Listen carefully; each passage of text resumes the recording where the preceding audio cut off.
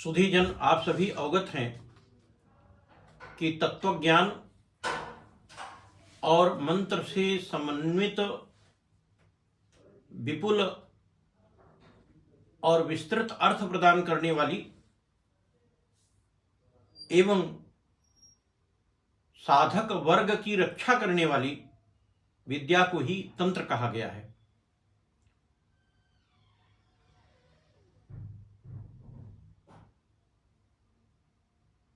कलयुग में आगम को छोड़कर जो अन्य मार्ग में प्रवृत्त होता है उसकी गति, भुक्ति अथवा मुक्ति नहीं होती, यह संशय रहित सत्य है।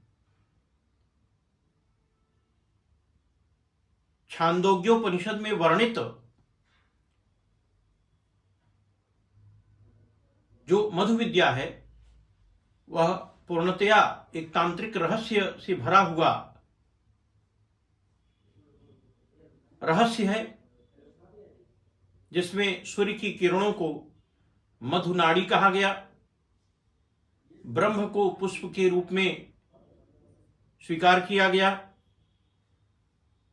और उससे निकलने वाले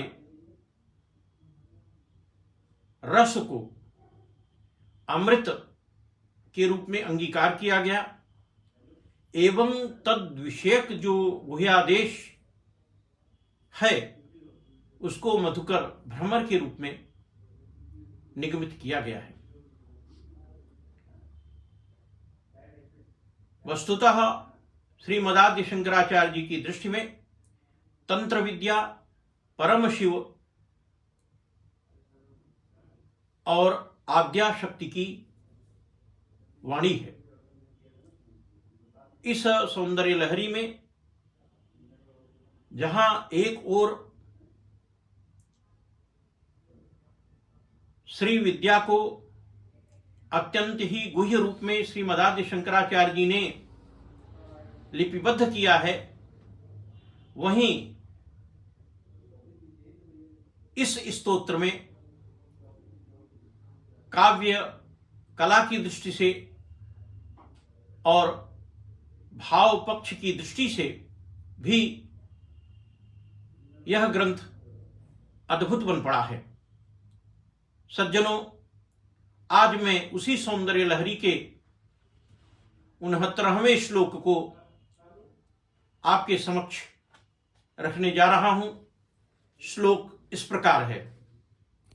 गले रेखास्तिस्रो गति गमक गीतैक निपुणे विवाह व्यानद्ध प्रगुण गुण संख्या प्रतिभुवः विराजन्ते नाना विध मधुर रागांकुर भुवाम त्रयाणाम ग्रामाणाम स्थिति नियम सीमान इवते। सज्जनों, इस श्लोक का जो शाब्दिक भावार्थ है वह यह है कि गति, गमक तथा गीत अर्थात आलाप, रस संचार और गीयता में निपुण हे मां भगवती श्री राजराजेश्वरी महात्रिपुर सुंदरी विवाह के समय बांधे गए त्रिसूत्र के जामिन की तरह अनेक प्रकार के मधुर रागों की अंकुर भूमि के समान आपका यह राग और आलाप है, जो संगीत के तीनों ग्रामों की स्थिति, नियम तथा सीमा तुल्य होकर आपके गले में 3 रेखाओं के रूप में विराजती हैं।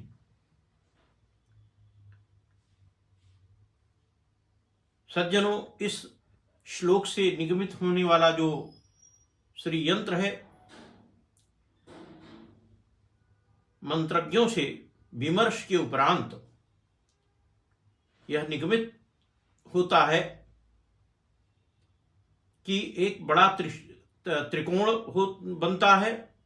उस त्रिकोण में ऊर्ध्व भाग में जिधर त्रिकोण का शिरा उठा होता है, उसके मध्य भाग से काटता हुआ एक त्रिकोण नीचे की ओर बनाया जाता है और फिर उसके मध्य भाग से एक रेखा खींच करके दूसरा त्रिकोण बनाया जाता है। यदि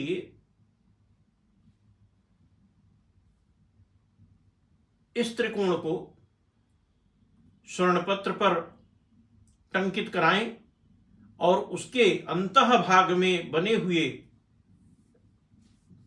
प्रथम त्रिकोण में छम बीजाक्षर मंत्र तथा द्वितीय त्रिकोण में मूम बीजाक्षर मंत्र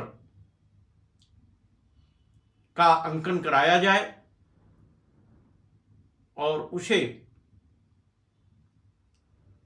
मोदक, चित्रान्न अर्थात पुलाव,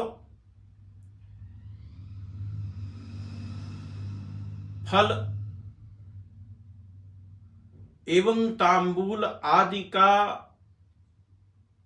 नैवेद्य निवेदित करते हुए पूजित किया जाए, प्राण प्रतिष्ठित किया जाए।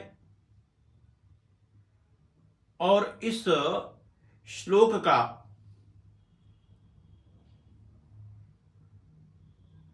एक 1001 बार आवर्तन किया जाए। तत्पश्चात इस श्री यंत्र को स्वर्ण पत्र पर अथवा रजत पत्र पर